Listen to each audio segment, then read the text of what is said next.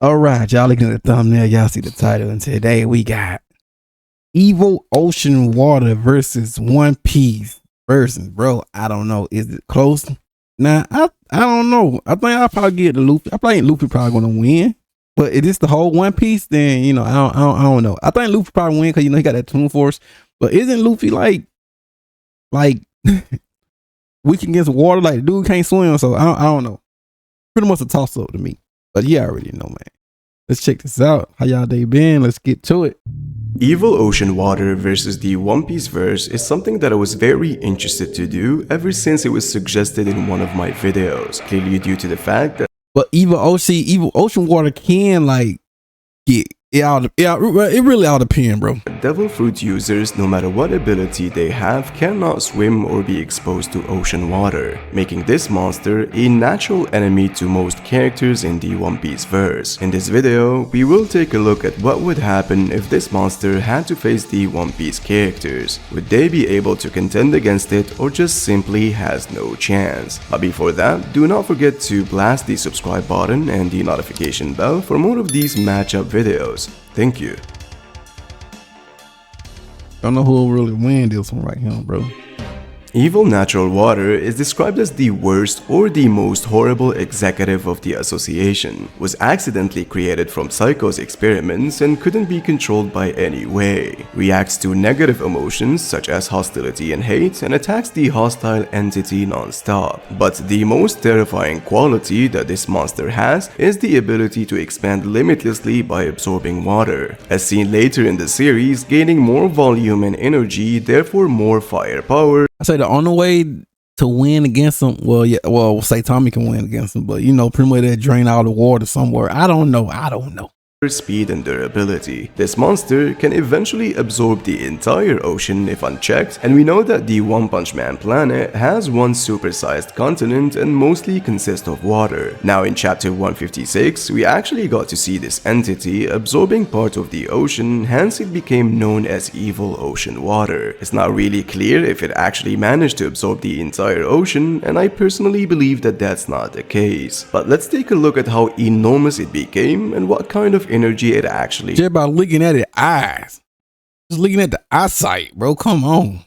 Holds. So when looking at this panel right here, you can clearly see up close the aircraft carrier surfing on Evil Ocean Water. This carrier is obviously inspired by the US Navy ones that are approximately 330 meters long, which deduces that the height of ocean water in this panel should be around 9.5 kilometers, more than 2 times the height of Mont Blanc and more than 11 times the height of Burj Khalifa. However, that's actually far from the truth and a very lowball estimation, since this panel happens after he gets one-shotted by Saitama's serious punch, resulting in splitting and flowing into different directions. But in this panel right here, you can clearly see that Evil Ocean Water can literally dwarf its own Grand Ocean Cannon, of which if you compare it to the crater that Tatsumaki first created, you'd find out that Ocean Grand Cannon's width is actually 3.3 kilometers. Logically speaking, the height of Evil Ocean Water, based on this panel, is around 60 times the width of the cannon, putting his overall height at 198 kilometers.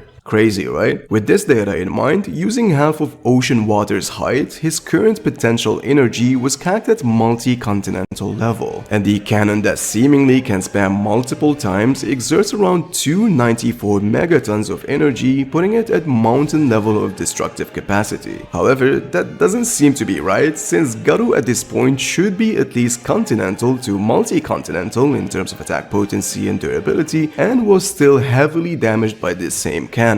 So it's safe to assume that the Ocean Grand Cannon exerts much more than just mountain level of destructiveness. Alright, so here's the gist. Evil Natural Water's durability increases the more size he gains. As we've seen prior, that Darkshine was able to one-shot it with his punch, and Garu was also capable of doing the same thing with consecutive kicks, but ultimately required a serious punch from Saitama to completely shatter it. And what's fun— yeah, man, it still can take some them hits and stuff. Funny enough, it was still able to survive after the fact shrunk to a very small size. You see, what I'm alluding to in this matter is that evil natural water has no vital weak points to hit, which makes it extremely difficult to kill. It can always sneak Just hit the eyeball, I guess.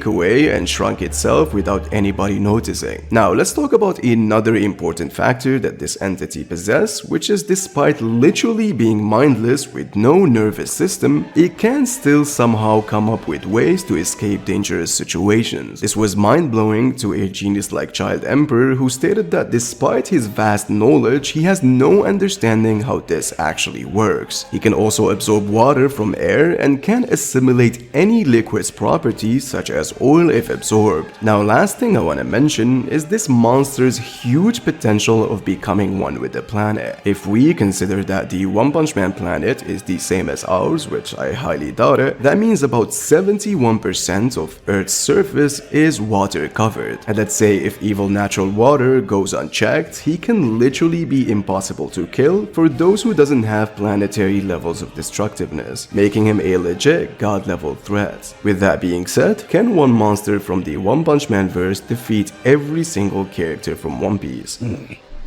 Now Luffy have Toon Force, so I don't know.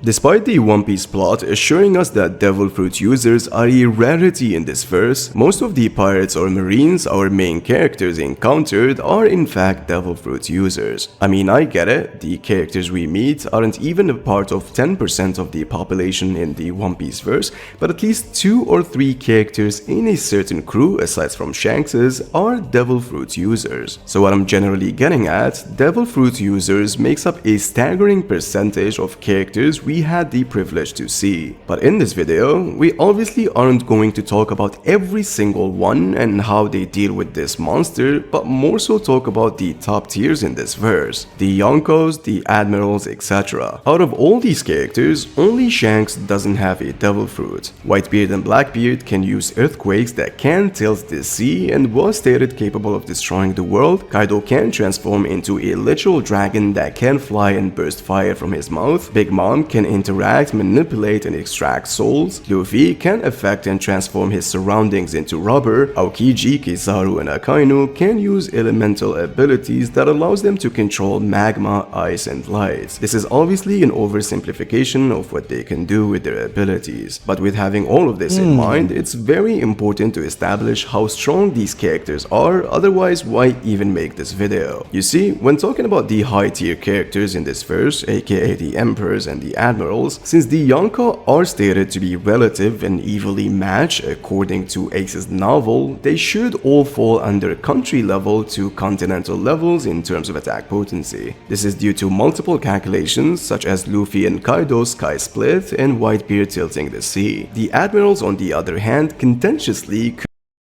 Ice Mike can do it. Lava? It's something crazy, bro. could be argued to being scaled at the same level due to Akaino's statement having the greatest power of any element, but granting them country level to large countries should be viable for now. Most of these characters also has mastery over Haki and can use it to its fullest extent. They can amp their attacks in different ways, can sense attacks and basically have a sort of precognition, and some can intimidate their opponents with their sheer will. But with all of this being said, how would the One Piece verse, specifically the Devil Fruit users, handle evil natural water?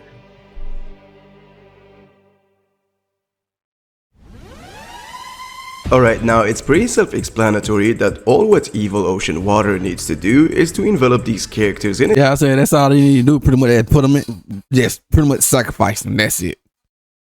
Drown them. Put them in the belly and all that, and that's it. That's GG. That's it right now. That's all you need to do.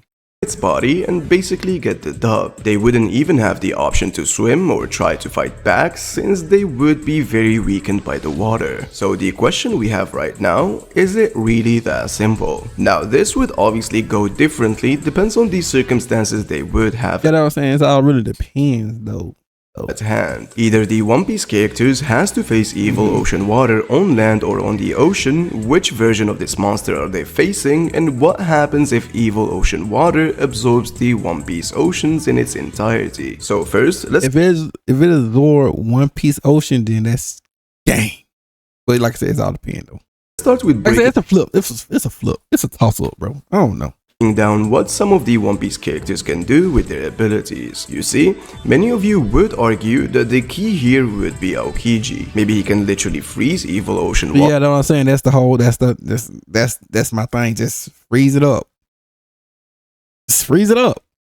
From the get-go before expanding, as we've seen him before freezing the entire ocean just for an old man to reach the next island. But the extent of how much he can freeze is very shaky. We don't really know how much depth he can cover, especially since there appeared to be a limit when he was chasing down Law's submarine. However, I'll go ahead and say on paper, maybe he can freeze evil ocean water in his initial appearance before expanding, and that's obviously with accounting that this monster wouldn't retaliate and break out of the ice like he did with Child Emperor, or simply attack Aokiji from the get-go as soon as he senses his hostility towards him. Since if he is fast enough to attack Garu on 2 different occasions, surely he can do the same thing to any One Piece character. If you look at the high-speed meta in both series, you'd see that when you rely on certain lasers being as fast as light, then someone like Casual and Atomic Samurai has been capped to move and react at 4 times the speed of light. Comes aligned with Luffy in Egghead reacting to Kizaru's lasers that has been capped to move at the same speed. But then you have characters like Platinum and Flash who has been shown to being remarkably faster than most characters in the series, including Atomic Samurai. And not only is Garu faster than both of them, he also evolved to a point where he perception blitzed Platinum when just seconds ago they were relative. And even with this in mind, he was still tagged by the Grand Ocean Cannon. So strictly speaking, even if you argue that the One Piece characters can move as someone as like Garu at that point, it's still very silly to think that they would not get tagged, not even once. This monster's Grand Ocean Cannon would certainly bypass Logia's intangibility, since he's literally attacking them with their natural weakness that would act even worse than Haki itself, paired with its tremendous destructive power that can hurt continental to multi-continental beings. However, there's also another important possibility that should be discussed, which is that evil ocean water could be resistant to being frozen in the first place, since he already assimilated the properties of oil against Child Emperor, so maybe he would be able to overcome it, or by the very least slightly halt it for enough time to attack back. In theory, Akainu and Kaido could also vaporize him with their heat and magma attacks if they choose to spam it, but just the sheer speed and power of his cannon seems to be a big obstacle to overcome. Big Mom can never extract evil ocean water's soul, since this monster doesn't Don't really have a soul, bro.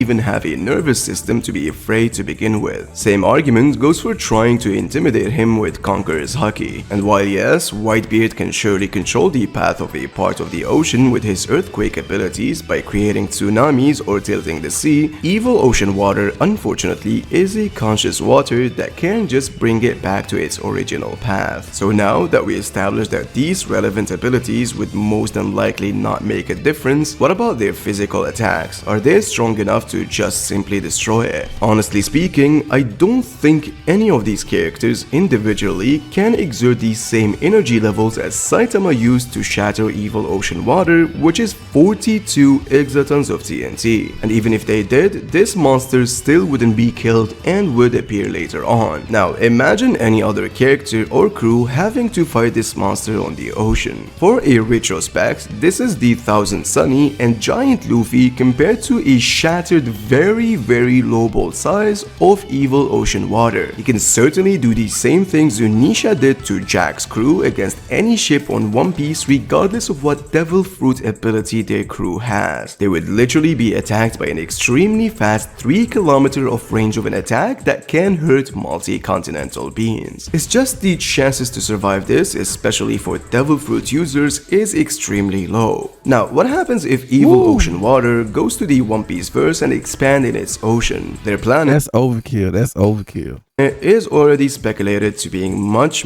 more bigger than ours, absorbing oceans like the sun. That's overkill right now, bro. If evil ocean water absorb all there, bro, that's I see tsunamis going over, tidal waves, everything. South Blue, East Blue, North Blue, West Blue, and Grand Line would literally be an overkill for One Piece. That's what I just said. It's just completely overkill, bro. That's an overkill right there. That's just a complete overkill. Remember that this monster didn't even absorb the whole ocean and still required to exert moon level of energy in terms of attack potency to destroy it. If he expanded in both worlds, whether it's in One Piece or One Punch Man, he would literally be a legit god level threat that simply cannot be stopped if you don't talk about the top tiers in One Punch Man. So at the end of the day, it would require a full force of many characters in the One Piece verse combined to even have a slight chance to defeat it. The Devil Fruit users in particular would be in much more big trouble since all of its attacks are their natural weakness, and the Grand Ocean Cannon is just too fast and has the range to attack anyone. So this right here is just not close. Crazy, bro. And there you go, ladies and gentlemen. Yeah, evil ocean water pretty much just gonna drown them. Let it be known. And there you go. Link up in the description, all that good stuff, man. That's good.